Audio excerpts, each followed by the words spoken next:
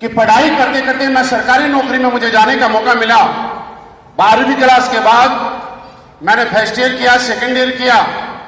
Second year में मैं पास हो गया। उसके बाद में मैंने भर्ती देखी आर्मी की, और पहली रैली देखी थी मैंने मेरी जिंदगी की, और उसी के अंदर मैं सिलेक्ट हो गया।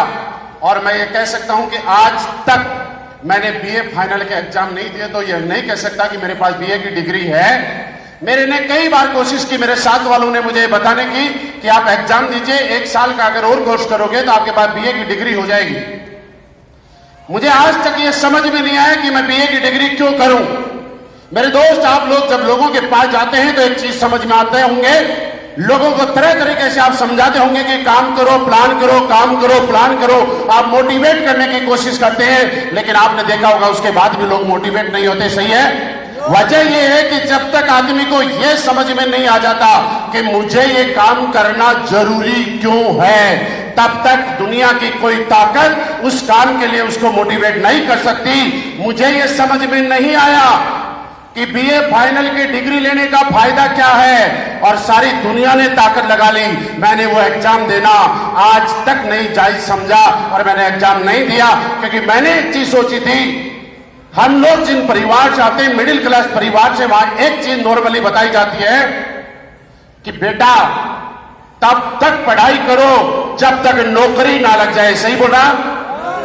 दूसरा कारण, तब तक पढ़ाई करो जब तक शादी ना हो जाए, क्योंकि आदमी की नौकरी नहीं लगी लेकिन पढ़ाई करता है तो शादी हो जाती है कि लड़का पढ़ रहा है, कम से कम कहीं ना कहीं सिलेक्ट हो जाएगा, आवारा नहीं घूम रहा है।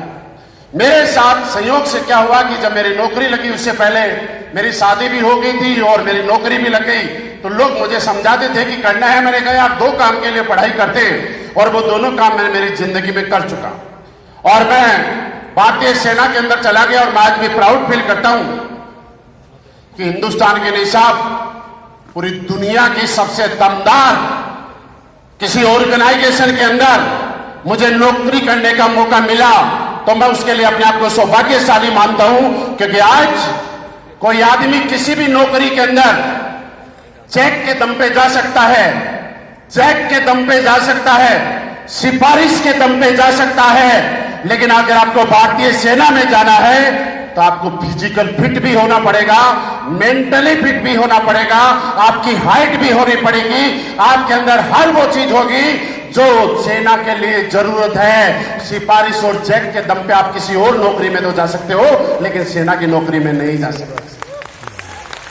आज इसके पीछे कारण आपने यहां पे देखा कि यहां पे आज LWPL इतनी स्पीड से क्यों बढ़ रही है, आपका नेटवर्क इतनी स्पीड से क्यों बढ़ रहा है, उसके पीछे भी एक वजह है कि यहां पे जब आपने अपने अपलाइन को देखा, मिस्टर नसीब खान जी को, मिस्टर महेश जी को, संदीप जी को, जयवीर जी को, और भी कई लीडर्स को जिनका बैकग्राउंड कहीं न कहीं आर्मी से रहा हुआ है, दिनेश जी को आपने देखा, तो एक चीज आपको समझ में आ गई होगी। और इन लोगों ने आज दिन रात करके मेहनत इसलिए करते हैं क्योंकि इनको पहले से ही मेहनत करने की आदत पड़ी हुई है, और वो वहां पे मेहनत करने की आदत पड़ी, वहां देश सेवा की, यहाँ पे वही मेहनत की आदत पड़ी हुई को आगे बढ़ा के यहाँ पे वही समाज सेवा करने का काम कर रहे हैं। इसलिए असली बेस्ट वेलनेस और सारे फाइटर दिन दोगुनी रात चौगुनी की स्पीड से ग्रोथ कर रहे हैं। इसके पीछे वजह है, आप समझिएगा, मेहनत करना मुश्किल नहीं है,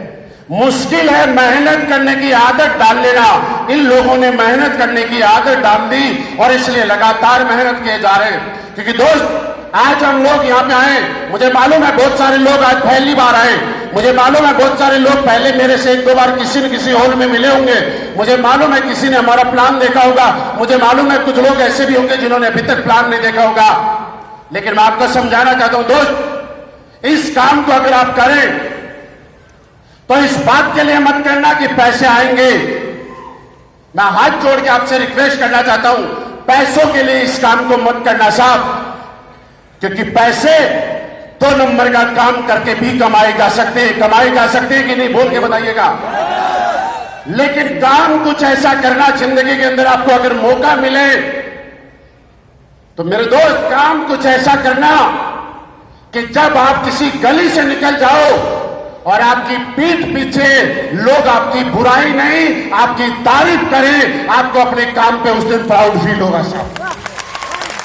हम लोग जो आज काम कर रहे हैं, ये काम वो काम नहीं कर रहे कि लोग हमारे मुंह पे तारीफ करते हैं। हम लोग ये काम करते हैं कि आज हमारे काम के प्रति लोग मुंह पे कम और पीठ पीछे ज्यादा तारीफ करते हैं। और इसके पीछे वजह ये कि अगर काम करने के लिए ही, पैसा कमाने के लिए हम लोग काम कर रहे होते तो शायद 2 नंबर का काम करके भी बड़ा गुजारा कर सकते थे। लेकिन यहाँ पे एक भी आदमी ऐसा नहीं है जिसने इस रास्ते को चुनना पसंद किया।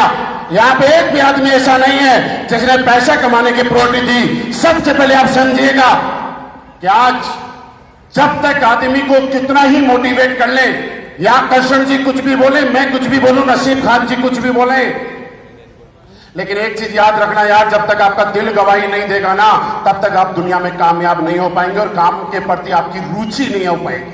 आप काम के अंदर आपकी रुचि तब हो जाएगी जब आपका दिल गवाही देगा।